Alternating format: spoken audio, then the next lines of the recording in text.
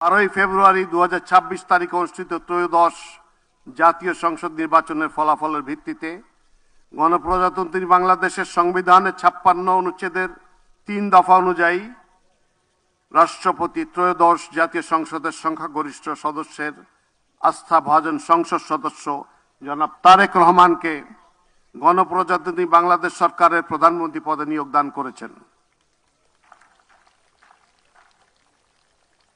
আমি এখন নবনিযুক্ত মাননীয় প্রধানমন্ত্রী জনাব তারেক রহমানকে অনুগ্রহপূর্বক রাষ্ট্রপতি মহোদয়ের নিকট প্রধানমন্ত্রী পদের শপথ ও গোপনীয়তার শপথ গ্রহণ করার জন্য সবিনয় অনুরোধ জানাচ্ছি।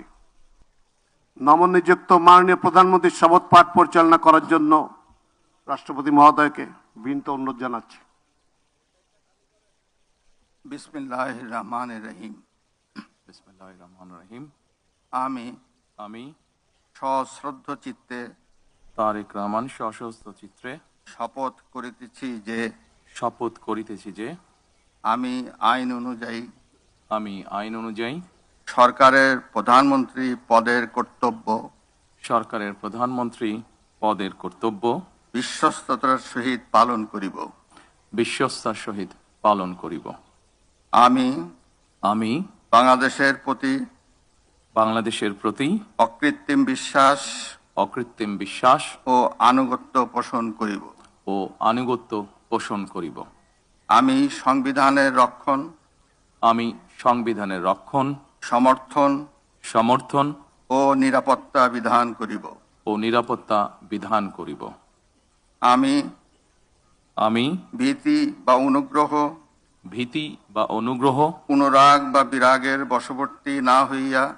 বা বিরাগের বশবর্তী না হইয়া সকলের প্রতি আইন অনুযায়ী যথাবিহিত আচরণ করিব। এবার মাননীয় প্রধানমন্ত্রীর গোপনীয়তার শপথ পাঠ পরিচালনা করার জন্য রাষ্ট্রপতি মহোদয়কে বিনীত অনুরোধ জানাচ্ছি। আমি তারেক রহমান সশস্ত্র চিত্রে শপথ করিতেছি যে সরকারের প্রধানমন্ত্রী রূপে যে সকল বিষয় আমার বিবেচনার জন্য আনিত হইবে বা যে সকল বিষয় আমি অবগত হইব তাহা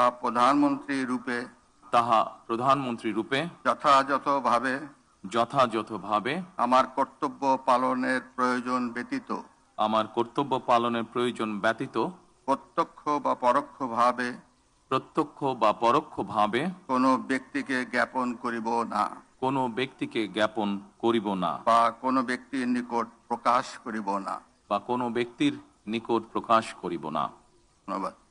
ধন্যবাদ। মাননীয় প্রধানমন্ত্রীকে পদের শপথ ও গোপনীয়তার শপথ স্বাক্ষর করার জন্য এবং স্বাক্ষর শেষে নির্ধারিত আসন গ্রহণ করার জন্য বিনীত অনুরোধ জানাচ্ছি।